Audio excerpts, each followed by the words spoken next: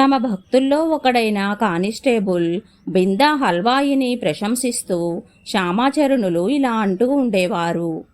బిందా సచ్చిదానంద సాగరంలో తేలిపోతున్నాడు. అవకాశం ప్రాప్తించిన తరువాత వారి జీవన సాధన ఒక వరిష్ఠ ఆచార్యుల బృహత్తర భూమికలో మొదలవుతుంది. గురుకృప వల్ల అసాధారణ యోగ విభూతులకు అధికారులైనప్పటికీ కూడా ఈ మహాయోగి గృహస్థాశ్రమంలోనే ఉంటూ యోగ సాధనను గురించి గృహస్థుల్లో ముఖ్యంగా ప్రచారం చేస్తూ ఉండేవారు. బ్రాహ్మణ, క్షత్రియ, శూద్రులు అనే ప్రతి ఒక్క వర్ణం వారికి, హిందూ, ముస్లమాన్, క్రైస్తవ మతాల వారికి, రాజ మహారాజులు మొదలుకొని దారిన పోయే బికారి వరకు కూడా అందరికీ వారి కృపా స్నేహము లభ్యమవుతూ ఉండేవి. దేవ్ఘర్ నివాసి అయిన బాలానంద బ్రహ్మచారి, కాశీ నివాసి భాస్కరానంద సరస్వతి, నానక్ పంతి సాయిదాస్ బాబాతో పాటు అనేక మంది త్యాగులు, సన్యాసులు వారి సాన్నిధ్యంలో ఉండి ధన్యులయ్యారు. కాశీరాజు ఈశ్వరీనారాయణ సింహ అప్పుడప్పుడు త్రైలింగ స్వామి వారిని, వీరు తెలుగువారు కావడం వల్ల త్రైలింగ స్వామివారన్న పేరు వచ్చింది, భాస్కరానంద సరస్వతి గారిని దర్శించడానికి వెళ్తూ ఉండేవారు. ఒకనాడు ఈయన భాస్కరానంద గారి సమక్షంలో గృహస్థ మహాయోగి అయిన లాహిరి మహాశయులను ఎంతో ప్రశంసిస్తూ మాట్లాడారు. దీనివల్ల ప్రభావితులైన భాస్కరానంద సరస్వతి గారు వారిని కలుసుకోవాలన్న కోరిక వ్యక్తం చేశారు. కానీ ఆయన సన్యాసి కావడం వల్ల గృహస్థు ఇంటికి వెళ్ళి కలుసుకోవడం ఉచితం అనిపించలేదు. అందువల్ల ఆ గృహస్థ యోగిని అర్థించి ఎలాగైనా తమ దగ్గరకి తీసుకువస్తే బాగుంటుందని వారు రాజుగారిని కోరారు.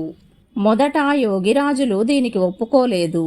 కానీ విశేష అనునయ, వినయ అభ్యర్థనలు జరిగిన తరువాత చివరికి అక్కడికి వెళ్ళడానికి అంగీకరించారు. రాజుగారు యోగిరాజుగారిని స్వయంగా తమ గుర్రబండిలో భాస్కరానంద గారి దగ్గరకు తీసుకువెళ్లారు. మహామానవులిద్దరి సమాగమం జరిగింది. భాస్కరానంద గారు గృహస్థ యోగులైన లాహిరి మహాశయుల సాధనా పద్ధతి గురించి తెలుసుకున్నారు. ఆ సాధనా పద్ధతిని తమకు ఉపదేశించమని సంతోషంగా ప్రార్థించారు. అయితే ఇక్కడ ఒక్క విషయం, అహ్మదాబాద్ జిల్లాలోని షిరిడీలో ఉండే మహాయోగి సాయిబాబా క్రీస్తు శకం 1850లో పుట్టి ఉండవచ్చునని తెలుస్తున్నది. ఈయన క్రీస్తు శకం 1919 అక్టోబర్ 18వ తేదీన స్వర్గస్థులైనారు. ఈయన జీవిత చరిత్రను బట్టి ఈయన కబీర్ పంతి అని తెలుస్తున్నది. ఈయన ఎప్పుడైనా కాశీ వెళ్లారో లేదో తెలియదు, కానీ లాహిరి బాబా గారు తమ దైనందిన డైరీలో నానక్ పంతి సాయిదాస్ బాబాకు క్రియాయోగ దీక్ష ప్రదానం చేసినట్టు రాసుకున్నారు. షిరిడి సాయిబాబా గారు తమ గురువుగారి పేరు ఎన్నడూ ఎవ్వరికీ చెప్పేవారు కారని భేన్ కుష్ అనే గుప్తనామంతో వారిని ప్రస్తావిస్తూ ఉండేవారని తెలియవస్తుంది. హిందూ, ముస్లమాన్, క్రైస్తవాది సర్వశ్రేణుల వారికి ఆయన ఆశ్రయము, ఆశీర్వాదము లభిస్తూ ఉండేవి.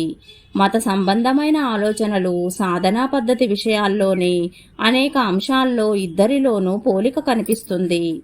షిరిడి సాయిదాస్ బాబా నిజంగా కబీర్ పంతి అని నిశ్చితంగా చెప్పడానికి అవకాశం లేదు. మరో సంగతి ఏమిటంటే, లాహిరి బాబా గారి జీవితంలో భారతవర్షంలో షిరిడీలో ఉన్న ఒకే ఒక సాయిదాస్ బాబా పేరు వినిపిస్తున్నది. ఈ కారణం వల్ల షిరిడి సాయిదాస్ బాబా గారే లాహిరి బాబా గారి దగ్గర క్రియాయోగ దీక్ష పొంది ఉండవచ్చునని, ఈయన కబీరు సాంప్రదాయం వారు కాక నానక్ సాంప్రదాయం వారు అయి ఉండవచ్చునని అనిపిస్తున్నది.